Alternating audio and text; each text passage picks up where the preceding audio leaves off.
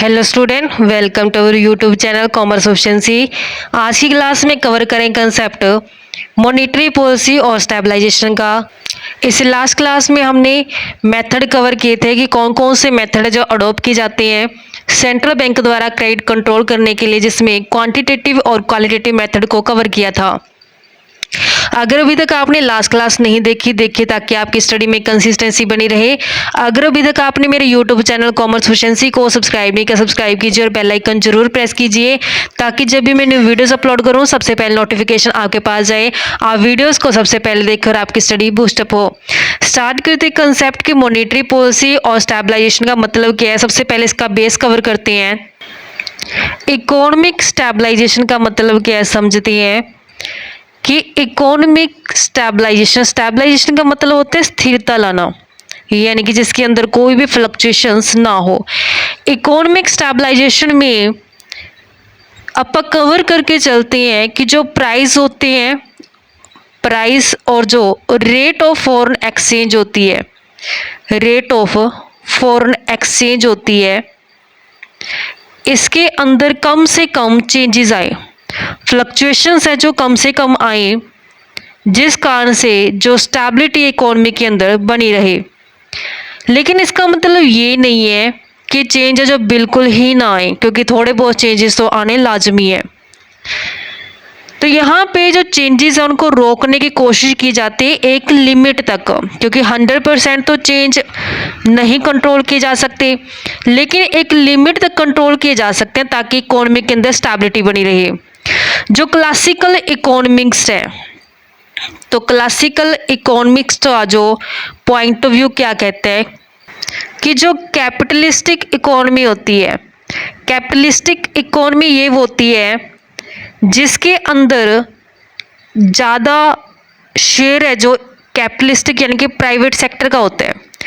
इसमें private sector होने के कारण है जो अपना प्रॉफिट देखा जाता है, क्योंकि प्राइवेट सेक्टर क्या करता है, सिर्फ अपने प्रॉफिट के ऊपर ध्यान देते हैं, सोशल वेलफेयर के ऊपर वो ध्यान नहीं देते। कहते हैं कि जो कैपिटलिस्टिक इकोनॉमी होती है इसके अंदर जो फैक्टर्स होते हैं, इकोनॉमिक फैक्टर्स होते हैं, उनमें ऑटोमेटिक एडजस्टमेंट होती है, अपने आप वो एडजस्ट होते जाते हैं जो भी उनके अंदर उतार चढ़ाव आते हैं इकोनॉमिक फैक्टर में।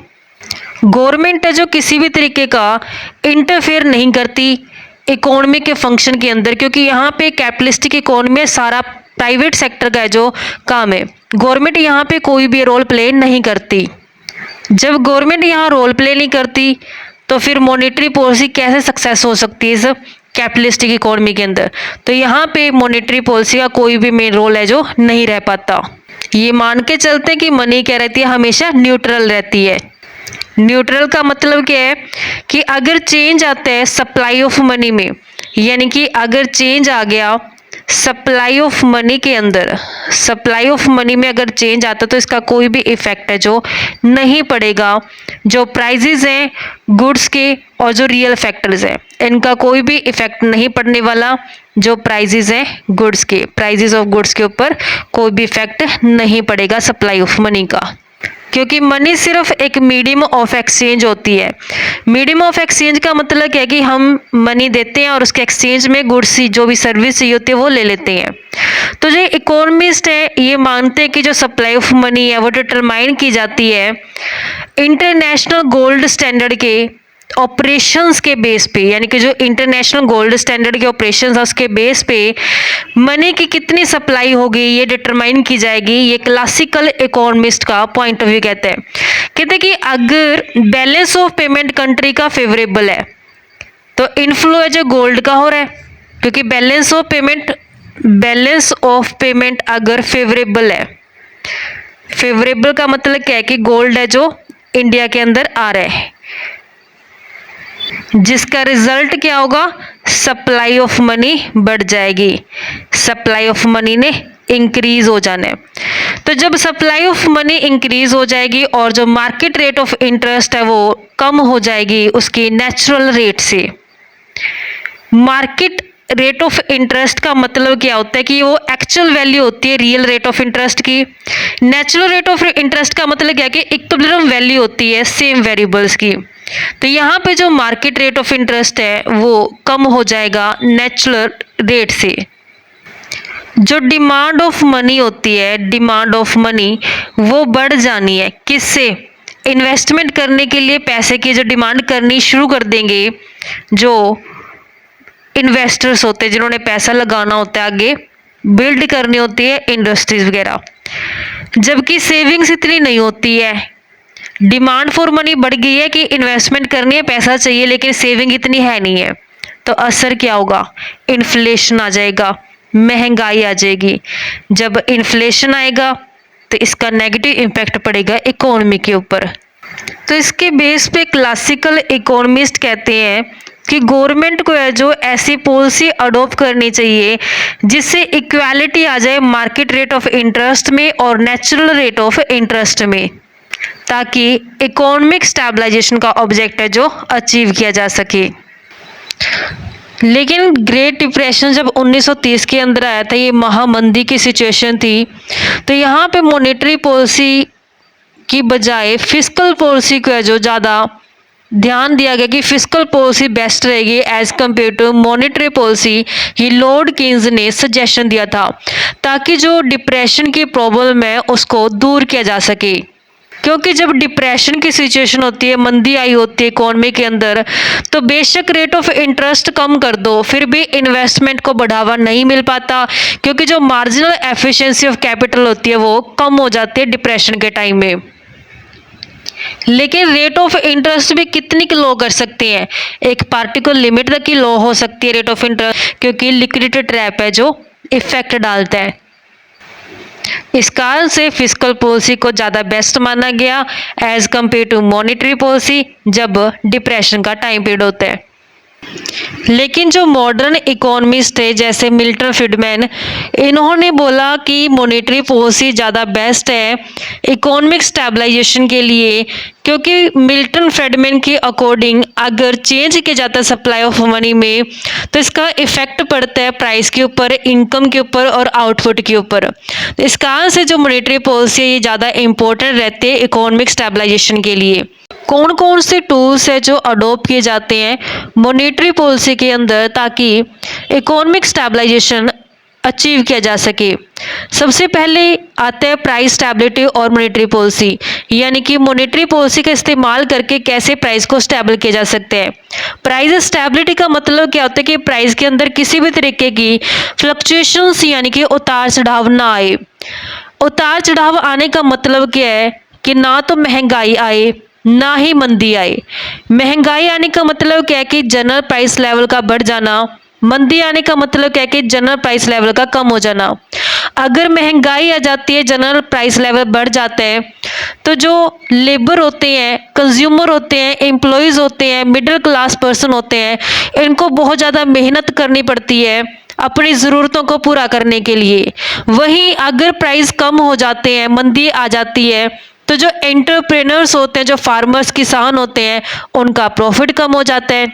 जब प्रॉफिट कम होगा तो आगे वो इन्वेस्टमेंट है वो कम कर पाएंगे। जब इन्वेस्टमेंट कम कर पाएंगे गुड्स और सर्विसेज का प्रोडक्शन कम होगा। जब गुड्स और सर्विसेज का प्रोडक्शन कम होगा तो फिर एम्प्लॉयमेंट भी कम हो जाएगी। अगर एक बार प्राइस इनस्टेबिलिटी का कंसेप्ट स्टार्ट हो गया, प्रोसेस स्टार्ट हो गया, तो या तो प्राइस फिर बढ़ते ही जाएंगे या फिर प्राइस है जो कम होते ही जाएंगे, जिस कारण से कंट्री के अंदर इनस्टेबिलिटी है जो अराइज हो जाएगी। अब यहाँ पे हर एक कंट्री कोशिश करती है कि उसकी इकोनॉमी के अंदर जो प्राइस स्टेबिलिटी है वो मेंटेन रहे। प्राइस स्टेबिलिटी को अचीव करने के लिए, इन्फ्लेशन और डिफ्लेशन को कंट्रोल करने के लिए मॉनेटरी पॉलिसी का इस्तेमाल किया जाता है। सबसे पहले स्टार्ट की जाती है इन्फ्लेशन और मॉनेटरी पॉलिसी, यानी कि अगर इकोनॉमी के अंदर इन्फ्लेशन है, जनरल प्राइस लेवल हाई है, तो उसके कंट्रोल करने के लिए कैसे मॉनेटरी पॉलिसी का यूज़ किया जाता है, बेस समझते हैं इसका। इन्फ्लेशन का मतलब क्या होता है? इन्फ्लेशन का मतलब होता है कि जो जनरल प्राइस लेवल है वो लगातार बढ़ते जा रहे हैं। प्राइस के बढ़ने का कारण क्या होता है कि जो डिमांड है वो ज़्यादा है एज़ कंपेयर टू सप्लाई।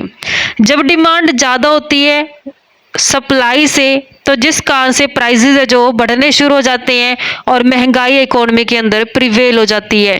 तो मॉनेटरी पॉलिसी इस तरीके से डिज़ाइन की जाती है ताकि ये डिमांड है जिसको कम किया जा सके। मॉनेटरी पॉलिसी को बनाया जाता है ताकि जो सप्लाई ऑफ मनी है वो कम की जाए। सप्लाई ऑफ मनी जब कम हो जाएगी जिससे क्रेडिट है जो वो कम हो जाएगा, क्रेडिट कॉन्ट्रैक्शन हो जाएगा, यानी कि क्रेडिट है जो कम क्रिएट किया जाएगा कमर्शियल बैंकों के द्वारा। क्योंकि महंगाई आने का मतलब क्या होता है कि जनरल प्राइस लेवल हाई हो गया। क्यों हाई होगा? क्योंकि वैल्यू ऑफ मनी डाउन चली गई है, यानी कि लोगों को जो मनी की कदर है वो कम हो गई है। मनी की उसको वैल्यू कब डाउन हो जाती है? जब लोगों के पास पैसा लिमिट से ज़्यादा हो जाता है, यानी कि जो सप्लाई ऑफ मनी है वो ज़्यादा हो जाती है। तो इसको कंट्रोल करने के लिए इन्फ्लेशन को क्या किया जाए? फिर सप्लाई ऑफ मनी को ही कंट्रोल कर लिया जाए। सप्लाई ऑफ मनी कंट्रोल करने का मतलब क्या है कि क्रेडिट है जो कम से कम दिया जाए, ताकि लोगों के पास जब अवेलेबिलिटी ऑफ मनी कम हो जाएगी जिससे वो डिमांड ऑफ गुड्स और सर्विसेज कम करेंगे। जब गुड्स और सर्विसेज की डिमांड कम हो जाएगी तो ऑब्वियस है कि जो जनरल प्राइस लेवल है वो डाउन होना शुरू हो जाएगा, जो इन्फ्लेशन की सिचुएशन उससे काबू किया जा सकता है। मॉनेटरी मेथड जो इस्तेमाल किए जाते हैं इस पर्पज़ के लिए control over supply of money, यानी कि सप्लाई ऑफ मनी को कंट्रोल करने की कोशिश की जाती है। इन्फ्लेशन को कंट्रोल करने के लिए सप्लाई ऑफ मनी कम कर दी जाती है। गवर्नमेंट के द्वारा रूल्स और जो रेगुलेशंस होते हैं सेंट्रल बैंक के उनमें चेंजेस कर दिए जाते हैं ताकि नई करेंसी छापने के ऊपर रिस्ट्रिक्शंस लगाई जा सके। क्योंकि जब नई करेंसी छापने के ऊपर रोक लगाई जाएगी, रिस्ट्रिक्शंस लगाई जाएगी, जिससे सर्कुलेशन ऑफ मनी कम होगी, यानी कि सप्लाई ऑफ मनी कंट्रोल हो जाएगी, जिस कारण से जो अवेलेबिलिटी ऑफ मनी है वो कम होगी। अवेलेबिलिटी ऑफ मनी कम होने से वैल्यू ऑफ मनी बढ़ जाएगी। जब वैल्यू ऑफ मनी बढ़ जाएगी तो जिस कारण से जनरल प्राइस लेवल है जो वो कंट्रोल हो जाएंगे, इन्फ्लेशन से जो कंट्रोल किया जा सकते हैं। नेक्स्ट आते हैं change in cost of money और रेट ऑफ इंटरेस्ट, कि कॉस्ट ऑफ मनी यानी कि रेट ऑफ इंटरेस्ट के अंदर चेंज कर दिए जाते हैं कि जो रेट ऑफ इंटरेस्ट होती है वो महंगी कर दी जाती है ताकि इन्फ्लेशन को कंट्रोल किया जा सके। जब आरबीआई यानी कि जो सेंट्रल बैंक है लोन देती है कमर्शियल बैंक को लोन देती है, जिस रेट पे देती है उस रेट ऑफ इंटरेस्ट को बैंक रेट बोला जाता है। अगर आरबीआई इस बैंक रेट को बढ़ा दे तो जिससे कमर्शियल बैंक को पैसा लेना महंगा पड़ जाएगा, तो आगे कमर्शियल बैंक क्या करती है? क्रेडिट क्रिएट करती है, यानी कि लोगों को पैसा उधारा देती है, पब्लिक को ये पैसा उधारा देती है। तो जब बैंक रेट हाई कर दी गई है आरबीआई द्वारा, तो फिर कमर्शियल बैंक क्या करेगी? रेट ऑफ इंटरेस्ट को बढ़ा देगी। तो जब लोगों को हाई रेट ऑफ इंटरेस्ट पे पैसा मिलेगा उधारा, तो जिससे क्या करेंगे? लोग लोन को कम लेना पसंद करेंगे। जब लोन कम लिया जाएगा जिससे क्या होगा? जो स्टॉक पिलिंग ट्रेडर्स हैं उनकी तादाद कम हो जाएगी। जब स्टॉक पिलिंग ट्रेडर्स कम हो जाएंगे मतलब इन्वेस्टमेंट है जो कम हो जाएगी, क्योंकि हाई रेट ऑफ इंटरेस्ट पे लोन मिल रहा है, जिस कारण से इन्वेस्टमेंट है जो डिस्करेज हो जाने, इन्वेस्टमेंट कम हो जाएगी, जिससे धीरे धीरे डिमांड और सप्लाई के बीच में जो गैप आ गया था वो कम होना शुरू हो जाएगा। और स्लोली करते करते जो महंगाई थी, बड़े प्राइजेस थे वो कम होने शुरू हो जाएंगे और इन्फ्लेशन का जो कंट्रोल किया जा सकेगा। नेक्स्ट आता है कंट्रोल करना अवेलेबिलिटी ऑफ मनी, यानी कि क्रेडिट को कंट्रोल करना। आरबीआई क्रेडिट कंट्रोल करना चाहती है। आरबीआई चाहती है कि क्रेडिट को कम किया जाए, कंट्रोल किया जाए। तो इसके लिए आरबीआई क्या करती है? जो कल की क्लास में हमने पढ़े थे क्वांटिटेटिव और जो क्वालिटेटिव मेथड से, इंस्ट्रूमेंट से उनका इस्तेमाल करती है। इसके लिए आरबीआई क्या करती है कि जो सिक्योरिटीज़ होती हैं उनको सेल कर देती है ओपन मार्केट में। सिक्योरिटीज़ को जब सेल किया गया ओपन मार्केट के अंदर, तो इसका रिजल्ट क्या हुआ, सिक्योरिटी तो गई और जो पैसा था वो आरबीआई के पास आ गया, सेंट्रल बैंक के पास पैसा आ गया, जिससे क्या किया, आरबीआई ने जो पैसा था अपनी तरफ खींच लिया, जिससे बैंकों के पास और जो पीपल्स हैं, लोगों के पास पैसा क्या हो गया, कम हो गया, जिससे इन्फ्लेशन को कंट्रोल करने में हेल्प मिली। और जो कैश रिजर्व रेशो थी उसको बढ़ा दिया। कैश रिजर्व रेशो का मतलब क्या होता है कि यहाँ पे जो आरबीआई होती है और जो कमर्शियल बैंक होती है, कमर्शियल बैंक के पास लोग पैसा जमा कराते हैं, डिपॉजिट्स कराते हैं, तो टोटल डिपॉजिट्स का कुछ एक परसेंट एज अ रिजर्व के रूप में कमर्शियल बैंक जमा कराती है आरबीआई के पास, जिसे कैश रिजर्व रेशो बोला जाता है। तो अगर कैश रिजर्व रेशो इंक्रीज हो जाएगी, जिससे कमर्शियल बैंक को अपने टोटल डिपॉजिट का ज़्यादा पैसा एज अ रिजर्व के रूप में आरबीआई के पास रख दिया, तो कम पैसा बच गया आगे पब्लिक को क्रेडिट देने के लिए, जिससे क्रेडिट कंट्रोल हो गया और इन्फ्लेशन को कंट्रोल किया जा सकेगा। लिक्विडिटी रेशो को बढ़ा दिया। लिक्विडिटी रेशो का मतलब क्या होता है कि जो कमर्शियल बैंक होती है, कमर्शियल बैंक के पास जितना टोटल डिपॉजिट आता है, उस टोटल डिपॉजिट का कुछ परसेंट एज अ लिक्विडिटी के रूप में अपने पास जमा रखना पड़ता है। ऐसे क्यों करते कमर्शियल बैंक? अगर 100 लोगों ने पैसा जमा कराया है, तो उनमें से हो सकते हैं 2 लोग ऐसे हो जिनको पैसे की ज़रूरत पड़ जाए और वो आके बैंक से निकलवाएं। तो कम से कम उतना का पैसा अवेलेबल हो कमर्शियल बैंक के पास कि जो ये डिमांड है वो पूरी की जा सके।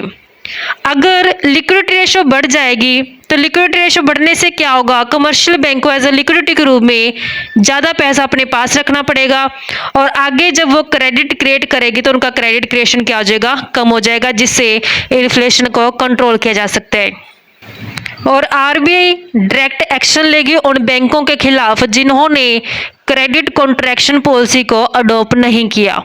इस तरीके से आरबीआई जो कंट्रोल करती है अवेलेबिलिटी ऑफ मनी, यानी कि क्रेडिट कंट्रोल, ताकि इन्फ्लेशन है जो दूर की जा सके। नेक्स्ट आता है डीमोनेटाइजेशन ऑफ ओल्ड करेंसी, यानी कि पुरानी करेंसी को हटा करके उसकी जगह नए नोट है जो छाप दिए जाते हैं। जब इन्फ्लेशन ज़्यादा डेंजर हो जाता है तो उस केस में गवर्नमेंट डीमोनेटाइज कर देती है पुरानी करेंसी को और उसकी जगह नए नोट है जो छाप देती है, और लोगों को टाइम पीरियड दिया जाता है। उस टाइम पीरियड के अंदर अंदर जितनी पुरानी करेंसी होती है वो बैंकों में जमा करा देते हैं और उसकी जगह नई करेंसी है जो ले लेते हैं, जिससे जो ब्लैक मनी होती है वो भी कंट्रोल हो जाती है और जो सप्लाई ऑफ मनी होती है वो भी कंट्रोल की जाती है। नेक्स्ट आता है डिफ्लेशन और मॉनेटरी पॉलिसी, ये कवर करेंगे नेक्स्ट क्लास में। आई होप कि जो आज हमने टॉपिक कवर किया है कि बच्चों क्लियर हो गया होगा आपको कि किस तरीके से मॉनेटरी पॉलिसी का इस्तेमाल करके प्राइस को कंट्रोल किया जाता है अगर इन्फ्लेशन है। ऐसे ही रेगुलर क्लासेस के लिए आप मेरे यूट्यूब चैनल कॉमर्स ओशेंसी को सब्सक्राइब, लाइक और शेयर करें। बेल आइकन जरूर प्रेस करें ताकि जब भी मैंने वीडियोस अपलोड करूं सबसे पहले नोटिफिकेशन आपके पास जाए, आप वीडियोस को सबसे पहले देखकर आपकी स्टडी बूस्ट अप हो।